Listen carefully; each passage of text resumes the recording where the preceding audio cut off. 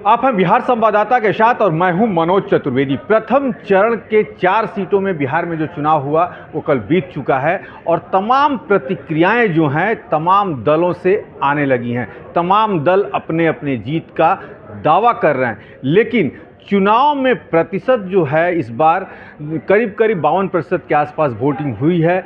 इसे देखते हुए तमाम मुद्दों पर हम बात करेंगे। हमारे साथ बात करने के लिए भाजपा की एमएलसी हैं, विधान परिषद की सदस्य अनामिका सिंह पटेल।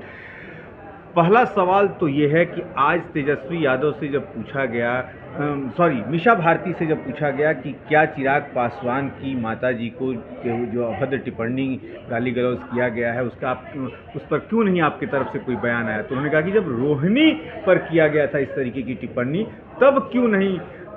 कौन सी टिप्पणी की गई थी, पहले मैं ये जानना चाहती हूँ कि रोहिणी जी पे क्या टिप्पणी की गई थी, फिर मैं उसका जवाब दूंगी। वो किस टिप्पणी की बात कर रही हैं? कि रोहिणी के बारे में भी मेरी जानकारी में तो कोई भी अभद्र टिप्पणी नहीं की गई। अगर आपकी जानकारी में तो आप बताएं, फिर मैं उसका आपको उत्तर दूंगी। का जो बयान है आदरणीय सम्राट जी के बयान पर मैं भारतीय जनता पार्टी की प्रवक्ता और एमएलसी होने के नाते बहुत जिम्मेदारी, मजबूती और संवेदनशीलता के साथ कहना चाहती हूँ कि उसमें अभद्र क्या था। आदरणीय सम्राट चौधरी जी ने ये कहा कि क्या लालू जी, इवन सम्राट चौधरी जी की तो जो स्नेह था, सम्मान था और सहानुभूति रोहिणी जी के साथ है। वो ये कह रहे थे कि क्या आदरणीय लालू प्रसाद जी सौदा कर रहे थे बेटी का, वो प्रतीक्षा कर रहे थे कि तुम किडनी दोगी तब तुम्हें टिकट दूंगा। वो बिना किडनी के भी उनको टिकट दे देते, जैसे मीसा जी को दिया।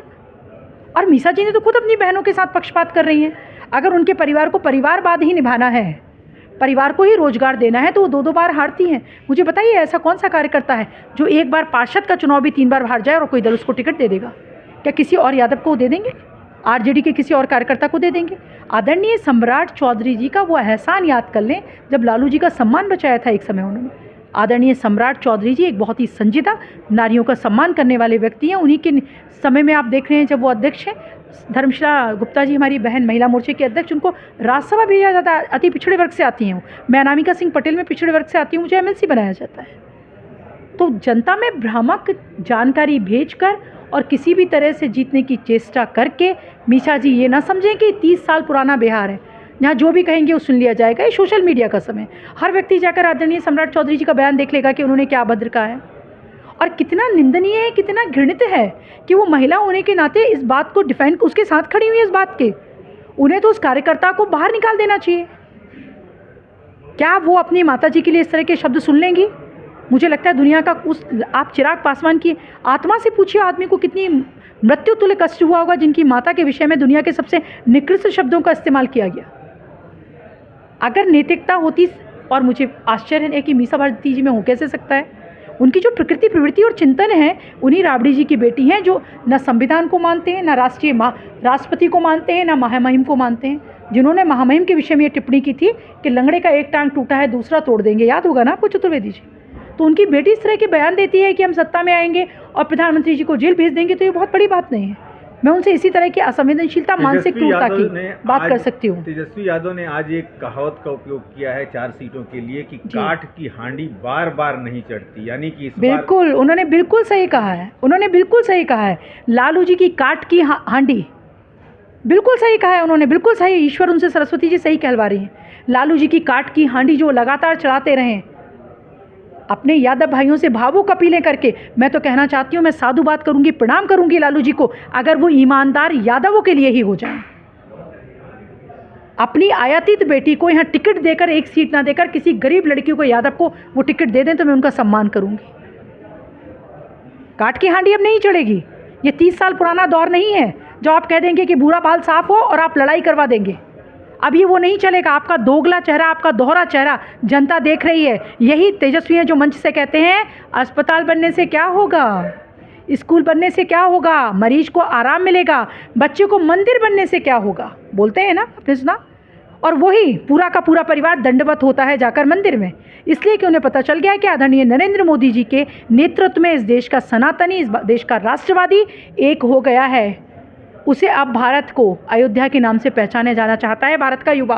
अब वो नहीं चाहता कि ताजमहल के नाम से पहचाना जाए। बार बार इस शब्द का उपयोग करती हैं कि सनातनी, तो सनातनी। क्या आपको मुस्लिम वर्ग वोट नहीं देता है भाजपा को? आप एक बात सुनिए, मुझे समझ नहीं आता चतुर्वेदी जी, जब मैं सनातनी कहती हूँ तो मुस्लिम के लिए नकारात्मक ऐसा मैं कहाँ कहती हूँ? ये आपके दिमाग में है। ये आपके मेरे दिमाग में, दिमाग में आपके नहीं है, दिमाग में, पार्टियों के दिमाग में पार्टियों है। के दिमाग में है, तो ये जो उनकी तुष्टीकरण समस्या की राजनीति करती है। है। भारतीय जनता पार्टी बिल्कुल तुष्टीकरण की राजनीति नहीं करती। सुनिए, डरे वो जिनके चेहरे पर्दे में हैं, हम तो बेनकाब हैं। हम तो हिंदुओं की राजनीति करती है भारतीय जनता पार्टी।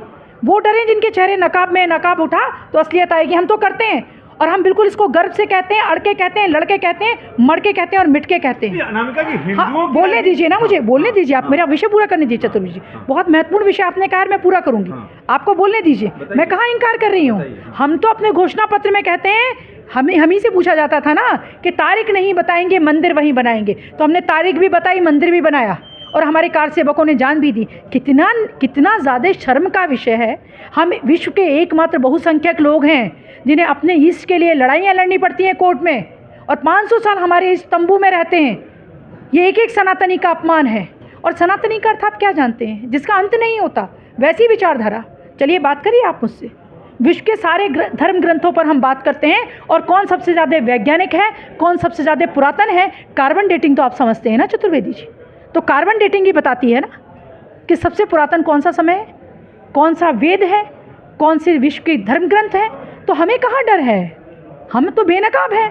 हम तो हिंदुओं की बात करते हैं, परंतु जब हम हिंदुओं की बात करने की बात, निसंदेह हिंदू के बहुसंख्यक की, हिंदू में जैन भी आता है, जो हिंदू की बात होती है तो हिंदुस्तान में रहने वाले व्यक्ति की बात होती है। हर उस व्यक्ति की बात होती है जो भारत भूमि को पूजनीय समझता है, जो पाकिस्तान के क्रिकेट में मैच जीतने पर पाकिस्तान जिंदाबाद के नारे नहीं लगाता। हर वो व्यक्ति सनातनी है, हर वो अब्दुल कलाम सनातनी है, और हर वो व्यक्ति सनातनी नहीं है जो किसी भी आतंकवादी के जनाजे में जो करोड़ों लोग आते हैं, वो कौन होते हैं मुझे बताइए।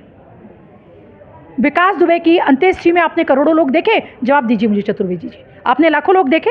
उनके परिवार ने भी उनको, जब कोई अपराधी बनता है सनातनी के, परिवार भी उसको अपने से दूर कर देता है। ये कौन लोग हैं? ये कौन लोग हैं गिरजा टिक्कू को बीच से चीरने वाले? कौन से तेजस्वी जी बात करेंगे? जब कश्मीर जल रहा था, किसी को चिंता थी? वो सनातनी थे, वो भारतीय ही थे। जो जलाए जा रहे थे, जिनसे कह दिया गया था अपने घर की महिलाएं छोड़ दीजिए, जिन घर की महिलाओं के स्तन काट दिए गए, तब किसी को छू नहीं रहेंगी, तब किसी को छू भी नहीं रहेंगी। क्यों? क्योंकि वो बहुसंख्यक थे, वो हिंदू थे। हम तो अपनी स्थापना काल से बात कर रहे हैं, हम करेंगे क्योंकि हम अटल जी के कार्यकर्ता हैं। हम सरकारें बनाएं, सरकार रहें ना रहें, ये भारत राष्ट्र रहना चाहिए, ये सनातन रहना चाहिए। इसके लिए हम अड़ेंगे, लड़ेंगे, मरेंगे, मिटेंगे। और परंतु जब, वो भी ध्यान दे लीजिए, हम 3 तलाक के नरक से बहनों को निकालते हैं, तो हम ये नहीं देखते कि उलेमा हमसे कितना चिढ़ेगा। जब हम विश्वकर्मा योजना बनाते हैं, तो हम अपने बनारस के बुनकर भाई बहन किस नरक की ज़िंदगी में काम कर रहे होते हैं, उससे आदरणीय प्रधानमंत्री जी उन्हें निकालते हैं। उसको भी देखे जाने की आवश्यकता है। हम कितने सुंदर कॉरिडोर बनाते हैं गुरु ग्रंथ साहिब के लिए, हम अफगानिस्तान से कितनी सफलता से निकाल के लाते हैं, वो भी देखे जाने की आवश्यकता है या नहीं? आप बताइए। गुरु ग्रंथ साहिब का जो कॉरिडोर बना है, लगता ही नहीं कहाँ है। देश के बाहर भी हम क्या खड़ा करते हैं। आज आबू धाबी में, सऊदी अरब में बड़े बड़े राम मंदिरों का निर्माण हो रहा है। वो भारतीय संस्कृति। और कौन लोग बात कर रहे हैं? जब मैं सनातनी कहती हूँ, तो विश्व का सबसे बड़ा बहुसंख्यक मुस्लिम देश है इंडोनेशिया, और वहाँ भारतीय संस्कृति और रामचरितमानस की संस्कृति को जिया जा रहा है। तब बात नहीं होती। उन्हें बताए जाने की आवश्यकता है जो ये कहते हैं। मैं तो पूछना चाहती हूँ, एक राजा की बनाई हुई एक मस्जिद महत्वपूर्ण है या भारत के बहुसंख्यक लोगों की आस्था का केंद्र, एक ईस्ट का जन्म स्थल महत्वपूर्ण है? आप बताएं मुझे, मैं सुनने को तैयार हूँ। जी बताएं। हीना साहब जी, उन्होंने कल सम्राट चौधरी के कसीदे पढ़े हैं, मैंने गुणगान किया है। क्या भाजपा में आना चाहती हैं? देखिए, मैं नहीं जानती उनके विषय में, और उन्होंने किस उद्देश्य से बड़ाई की है उस बात के विषय में मैं नहीं जानती। तो उनका उद्देश्य क्या है ये मुझे नहीं पता, तो इसलिए मैं कोई टीका टिप्पणी करने में भी समर्थ नहीं हूँ। क्या यदि आना चाहें भाजपा में तो भाजपा उनको अपनाएगी? देखिए, मैं आपको एक बात कहूँ कि सबसे पहला विषय ये है कि आदरणीय सम्राट चौधरी जी प्रशंसा करने योग्य व्यक्ति हैं। वो जनता से जुड़े हुए एक नेता हैं, बिहार की जनता के लिए सोचते हैं, बिहार को विकसित बिहार और सक्षम समर्थ बिहार बनाने की बात करते हैं। वो युवा हैं, ओज और तेज से भरे हुए हैं। उनकी प्रशंसा अगर वो कर रही हैं तो ये एक अच्छी बात है बिहार का नागरिक होने के नाते।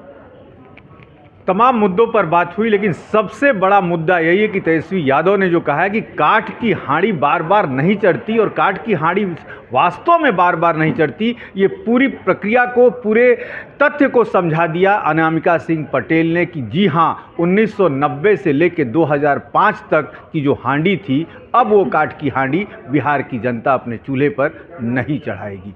4 तारीख को जब ईवीएम खुलेगी तो क्या नतीजे आते हैं, इस पर भी नज़र रहेगी। आप बने रहिए हमारे साथ।